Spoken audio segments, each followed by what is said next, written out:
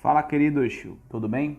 Vamos aqui hoje a nossa videoaula sobre princípio de Pascal, sobre o princípio da prensa hidráulica, né? Dispositivo chamado de prensa hidráulica, que está amplamente aplicado no nosso dia a dia, como por exemplo em macacos hidráulicos, aquele de oficina, né? Que você coloca embaixo do carro, o mecânico vai lá, faz uma forçazinha pequena e consegue erguer um carro todinho, né? Num dispositivo bem pequeno. O que mais? Você tem elevadores de ônibus, aqueles elevadores para cadeirantes, né?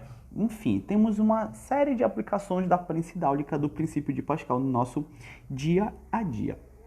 Então, o que é o princípio de Pascal?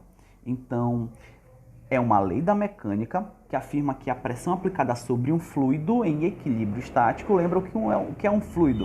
É todo o corpo que está no estado líquido ou no estado gasoso, tá? Então, a pressão exercida em um determinado ponto desse fluido, ela é espalhada igualmente para todos os pontos desse sistema que esse fluido está, inclusive o recipiente que ele está contido, para as paredes do recipiente que ele está contido, beleza? Quem enunciou isso foi o francês Blaise Pascal, por isso que o nome princípio de Pascal, que foi quem estudou isso daí, tá bom? Então a variação de pressão em um determinado ponto vai ser igual à variação de pressão em um ponto em um outro ponto qualquer, tá?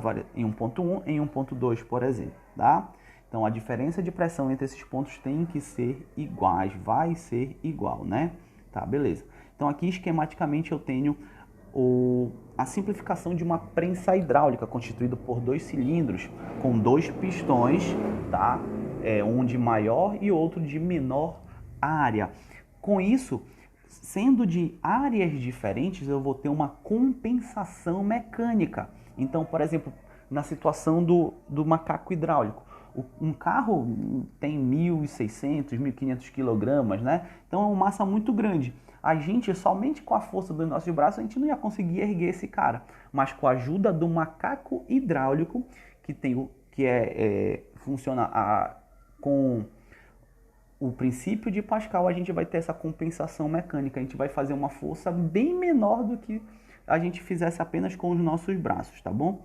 Então, aqui nós vamos aplicar aquele princípio que a gente viu na aula passada sobre pressão. Lembra que pressão é a relação entre a força aplicada em uma determinada área. Essas pressões no ponto 1 e no ponto 2, elas são iguais, tá bom? Então vamos aqui, temos mais uma observaçãozinha, que uma experiênciazinha que foi feita, tá? Fez um furinho nesse balão, tá? E aqui eu exerci uma pressão nesse êmbolozinho aqui, na seringa, e essa pressão que eu exerci aqui, ela foi espalhada integralmente para todos os furinhos desse balãozinho aqui, também sendo exercida uma pressão P, tá? Então as pressões são iguais, não esquece disso daí, gente. Tá? Então vamos lá. Considere que no esquema mostrado abaixo, a área do pistão 1 seja de 10 centímetros e a do pistão 2 seja de 25 centímetros quadrados. Se uma força de 45 N for aplicada ao pistão 1, espera-se que sobre o pistão 2 atue uma força de qual intensidade? Então vamos lá, aplicar aqui o princípio de Pascal. A pressão, lembra que pressão é força sobre a área, né? Força sobre a área. Então, a pressão no ponto 1, F1 sobre A1, é igual à pressão no ponto 2, F2 sobre A2, beleza? Então vamos lá. Eu sei que F1 vale 45 newtons e a área 1 vale 10, né? Eu quero saber a F2 e a área 2 vale 25. Então a gente vai multiplicar cruzado aí, faz os cheus, né? F2 vezes 10 igual a 45 vezes 25. Nós vamos ter que a força 2 é 1.125 dividido por 10, logo a força 2 exercida no pistão 2 vale 112,5 newtons. Então perceba, se eu colocar aí um corpo, tá, de 112,5 newtons de peso, com uma força de apenas 45 newtons eu consigo erguer esse camarada aí. Beleza, gente? Então, essas são as aplicações da prensa hidráulica. Então temos mais um aqui, ó. Uma prensa hidráulica é composta por 2 cilindros de áreas A1 e A2. Um carro de 1000 kg foi colocado sobre a maior área. Determine a força mínima necessária que deve ser aplicada sobre a menor área para que o objeto seja levantado, no caso o carro, né? A área A2 é o quíntuplo da área A1. Então, beleza, deixa eu botar aqui o esqueminha, ó. Tenho a área, tenho minha prensa hidráulica aqui.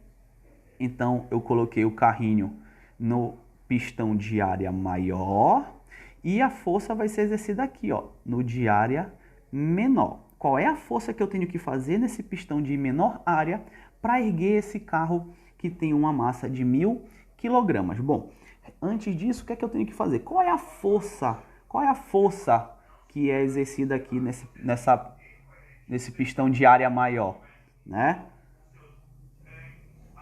É o próprio peso do carro, né? É o próprio peso do carro, a força exercida no pistão maior, que a gente chamou de F2. Então, como é que fica isso daí?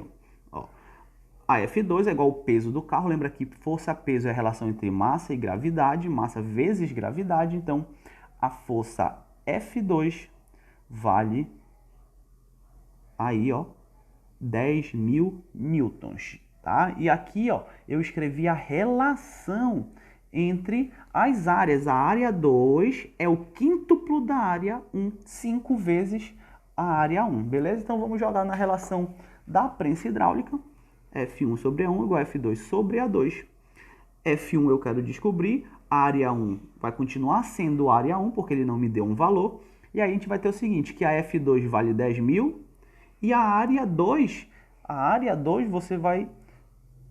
tu